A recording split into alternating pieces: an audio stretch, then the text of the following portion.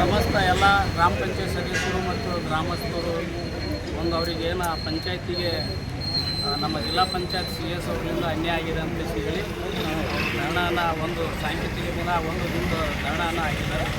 ಅವರ ಒಂದು ನ್ಯಾಯಯುತ ಬೇಡಿಕೆಗೆ ನಾವು ಎಲ್ಲ ನಾವು ದಲಿತ ಪರ ಸಂಘಟನೆಗಳು ಮತ್ತು ಎಲ್ಲ ನಮ್ಮ ಮಹೇಶ್ ವರ್ಮ RK ಅವರು ಮತ್ತು ನಮ್ಮ ಅರುಣ್ ಪಟೇಲ್ ಅವರು ಎಲ್ಲರೂ ಏನದಂದರೆ ಅವ್ರ ಹೋರಾಟಕ್ಕೆ ನಾವು ಬೆಂಬಲವಾಗಿ ನಿಂತಿದ್ದೀವಿ. ಕಾರಣ ಏನಪ್ಪ ಅಂತ ಹೇಳಿದರೆ ಏನು 24-25ನೇ ಸಾಲಿನ ಏನು ಗಾಂಧಿ ಪುರಸ್ಕಾರ ಆಯ್ಕೆದಲ್ಲಿ ಆ ಗ್ರಾಮ ಆಯ್ಕೆ ಆಗಬೇಕಾಗಿತ್ತು. ಅದನ್ನು ಕಡೆಗಣಿಸಿ ಲಾಸ್ಟ್ ಟೈಮಿಗೆ ಇವರು ಕಡೆಗಣಿಸ್ತಾ ಇದ್ದಾರೆ ಅಂಥೇಳಿ ನಮ್ಮ ಗ್ರಾಮ ಪಂಚಾಯತ್ ಸದಸ್ಯರು 13 ತಾರೀಕು ಒಂದು ಲೆಟ್ರ್ ಕೂಡ ಕೊಟ್ಟರು CS ಅವರಿಗೆ.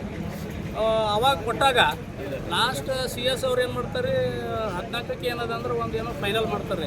ಅಂದರೆ ನಾವು ಸರ್ಕಾರ ಏನೋ ಭಾಳ ಅರ್ಜೆಂಟವಾಗಿ ಕೇಳುತ್ತಂತ ನೀವು ಬೀದರ್ದವ್ರು ಏನದಂದರೆ ಆ ಗಾಂಧಿ ಪುರಸ್ಕಾರಕ್ಕೆ ಒಂದು ಆಯ್ಕೆ ಮಾಡಿ ಕೊಡ್ರೋ ಅಂತ ಪಟ್ಟಿ ಕೊಡ್ರೋ ಅಂತ ಕೇಳಿದಾಗ ನೀವು ಯಾಕೆ ಕೊಡ್ತಾಯಿಲ್ಲ ಅಂತ ಕೊಡಲು ಹೋದ್ರೆ ನಿಮ್ಮದು ಬೀದರನ್ನು ಕ್ಯಾನ್ಸಲ್ ಮಾಡ್ತೀವಿ ಅಂತ ಕೂಡ ಹೇಳಿದ್ರು ಅಂತ ಬೆಂಗಳೂರು ಅಧಿಕಾರಿಗಳು. ಅವಾಗ ನಮ್ಮ CS ಅವರು ಮನವಿ ಕೊಟ್ಟರು ಕೂಡ ಏನದ ಅಂದ್ರೆ ತರತುರಿದಲ್ಲಿ ಯಾವುದೋ ಅಂದ್ರೆ ಒಂದು ಪಂಚಾಯತ್ಕನ್ನು ಆಯ್ಕೆ ಮಾಡಿದ್ದಾರೆ.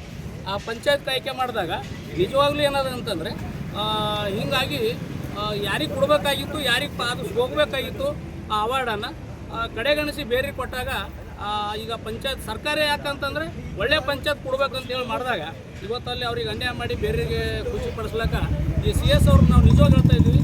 ನಮ್ಮ ಮುಖ್ಯ ಕಾರ್ಯನಿರ್ವಾಹಕಾಧಿಕಾರಿಗಳು ಜಿಲ್ಲಾ ಪಂಚಾಯತ್ ಅವ್ರ ಅಧಿಕಾರಿಗಳು ಆಗಿರ್ಲಾಕ ಆ ಉದ್ಯಮಿಗೆ ಬಹುಶಃ ಅವರು ಕುಂಡ್ರಲಾಕ ಲಾಯ್ಕಿಲ್ಲ ಅಂತ ಕೇಳಿ ನನ್ನ ಒಂದು ಅಭಿಪ್ರಾಯ. ಯಾಕಂತಂದರೆ ಒಂದು ಗ್ರಾಮ ಪಂಚಾಯತ್ ಸದಸ್ಯರಿದ್ದಾರ ಅವ್ರು ಮನವಿ ಕೊಟ್ಟು ಏನಾಗ್ಯದ ಅಂತ ಕೇಳಕ್ಕೆ ಬಂದಾಗ ಅವ್ರಿಗೆ ಒಂದು ಮಾತಾಡೋದು ಒಂದು ಸೌಜನ್ಯದಿಂದ ಮಾತಾಡ್ಬೇಕು. ಅವರು ಗ್ರಾಮ ಪಂಚಾಯತ್ ಸದಸ್ಯರಾಗಿರಲಿ ಅಥವಾ ಯಾರೋ ಗ್ರಾಮದವರಾಗಿರಲಿ. ಯಾಕಂದ್ರೆ ಸರ್ಕಾರಿ ಅಧಿಕಾರಿಗಳು ಅದಕ್ಕೆ ಕಚೇರಿಗೆ ಬರ್ತಾರೆ ಅಂದ್ರೆ ಏನೋ ಕೆಲಸ ಇರ್ತದೆ ಭೇಟಿಯಾಗ್ಲಾಗ ಬರ್ತಾರೆ.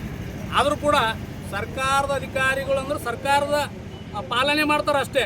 ಇಲ್ಲಿ ನಮ್ಮ ಜನರದ್ದು ಸರ್ಕಾರ ಯಾರು ಪರವಾಗದ? ನಮ್ಮ ಜನರ ಪರವಾಗಿಲ್ಲ ಸರ್ಕಾರ. ಇವತ್ತು ಅವರು CS ಬಿದ್ದಾರೆ ಅಂದ್ರೆ ನಮ್ಮ ಪರವಾಗಿ ಇರಬೇಕಲ್ಲ. ನಾವೇನು ಅವ್ರಿಗೆ ಏನು ಇಲ್ಲ ನೀವು ಹಿಂಗೆ ಮಾಡಿರಿ, ನಾವು MLA ಇಲ್ಲ, ಮಂತ್ರಿ ಇಲ್ಲ, ಏನಿಲ್ಲ, ನಾವು ಹೇಳಿನಪ್ಲೆ ಕೇಳಕ್ಕೆ. ಆದರೂ ಕೂಡ ಕಾನೂನು ಏನಿದೆ, ನೀವು ಯಾರು ಮಂತ್ರಿಗಳಿರಲಿ, MP ಇರಲಿ, ಯಾರಾದರೂ ಇರಲಿ, ಆದ್ರೆ ನಿಮ್ಮ ಕಾನೂನು ದೃಷ್ಟಿಯಿಂದ ಎಲ್ಲರೂ ಸರಿಸಾಮಾನ್ಯ. ಆದ್ರೆ ನಿಮ್ಮ ಕಾನೂನು ದೃಷ್ಟಿಯಿಂದ ಮರ್ಕಲ್ ಆಯ್ಕೆ ಮಾಡಬೇಕಾಗಿತ್ತು. ಮರ್ಕಲ್ಲದವ್ರ ಸದಸ್ಯರು ಬಂದು ಕೇಳಕ್ಕೆ ಹೋದ್ರೆ ಏನೇನೋ ಇಲ್ಲ ನೀವು ಕೋರ್ಟಿಗೆ ಹೋಗ್ರಿ ಅಂತ ಹೇಳ್ತಾರೆ. CS ಆಗಿ ನ್ಯಾಯ ಕೊಡೋರು ನೀವಿದ್ರಿ, ನ್ಯಾಯ ಕೊಡ್ಬೇಕಾದ್ರೆ ನೀವು ಯಾಕೆ ಕೊಡ್ಬೇಕಿಲ್ಲ ಕುರ್ಚಿ ಮೇಲೆ? ಕೋರ್ಟಿಗೆ ಹೋಗ್ತೇವೆ ಮತ್ತೆ ಎಲ್ಲ ಕೋರ್ಟೇ ನ್ಯಾಯ ಕೊಡಲಿ ಮತ್ತೆ ನಮಗೆ. ಅಂದ್ರೆ ಇಂಥ ಒಬ್ಬ CS ಆಗಿ ಬಹುಶಃ ಅವ್ರು ಏನು ಕೆಲಸ ಮಾಡಿದ್ರು 2 ವರ್ಷ ಹಿಡ್ಕೊಂಡು ಕಳಿಸಿ ಇವ್ರು ವರ್ತನೆ ಸರಿಯಿಲ್ಲ. ನಾವು ಫಸ್ಟ್ ಬಾರ್ ನೋಡ್ತಾ ಇದ್ದೀವಿ. ಇವರು ಒಂದು ಮುಖ್ಯ ಕಾರ್ಯನಿರ್ವಾಹಕಾಧಿಕಾರಿ ಆಗಲಿಕ್ಕೆ ಆ ಸ್ಥಾನದ ಮೇಲೆ ಕೊಡೋಕೆ ಅರ್ಹರಲ್ಲ ಅಂತ ಕಳಿಸಿ ನಮ್ಮ ಒಂದು ಅಭಿಪ್ರಾಯ ಇದೆ ಗೆಳೆಯರು. ಯಾಕಂದ್ರೆ ವಿಷಯ ನಾವು ನೋಡ್ಕೊಂಡು ನೀವು ಹೈಕೋರ್ಟಿಗೆ ಹೋಗ್ರಿ, ಸುಪ್ರೀಂ ಕೋರ್ಟಿಗೆ ಹೋಗ್ರಿ ಅಂತ ಹೇಳ್ತಾರೆ ಅವ್ರು. ನಮ್ಗೆ ಗೊತ್ತಿದೆ ಸುಪ್ರೀಂ ಅವ್ರು ಅಂದರು ನಮ್ಗೆ ಹೈಕೋರ್ಟಿಗೆ ಹೋಗ್ಲಕ್ಕೂ ಕುನದ, ಸುಪ್ರೀಂ ಕೋರ್ಟಿಗೆ ಹೋಗ್ಲಕ್ಕೂ ಕುನದ. ನೀವು ಹೇಳೋದು ಅವಶ್ಯಕತೆ ಇಲ್ಲ. ನಾವು ನಿಮಗೆ ಪೈಲೆ ಮನವಿ ಕೊಡೋಕೆ ಬಂದಿದ್ದೀವಿ. ನೀವು ಪೈಲೆ ಇನ್ಕ್ವೈರಿ ಮಾಡಿರಿ, ತಕ್ಕಿಕತ್ ನೀವು ಮಾಡಿರಿ. ಯಾರೋ ಅಧಿಕಾರಿಗಳು ಕೆಳಗಿನ ಅಧಿಕಾರಿಗಳು ಹಾಕಿಬಿಟ್ಟು ರಾತ್ರಿ ಹೋಗಿ 6-8ಕ್ಕೆ ಮರ್ಕಲ್ಗೆ ಹೋದ್ರೆ ಅಲ್ಲಿ ಯಾರು ಇರ್ತಾರಪ್ಪ ಆ ಟೈಮ್ದಾಗ ಪಂಚಾಯತ್ ಒಳಗಡೆ? ಇಂಥ ಪರಿಸ್ಥಿತಿಯನ್ನು ಇವರು ನಾವು ಇವತ್ತು ಗ್ರಾಮ ಪಂಚಾಯತ್ ಸದಸ್ಯರೆಲ್ಲ ಧರಣ ಕೊಡಾಕ ಮತ್ತು ನಾವು ಹೋರಾಟಗಾರೆಲ್ಲ ಇವತ್ತು ಬಂದಿಲ್ಲಿ ಅವ್ರ ಹೋರಾಟಕ್ಕೆ ಬೆಂಬಲ ಕೊಡಾಕ ನಮ್ಮ ಮುಖ್ಯ ಕಾರ್ಯನಿರ್ವಾಹಕ ಅಧಿಕಾರಿಗಳೇ ಇದು ಹೊಣೆಗಾರರು. ಹಾಗಾಗಿ ನಾವು ತುರಂತ ಹೀಗೆ ಸರ್ಕಾರಕ್ಕೆ ನಾವು ಮನವಿ ಮಾಡ್ತಾ ಇದ್ದೀವಿ.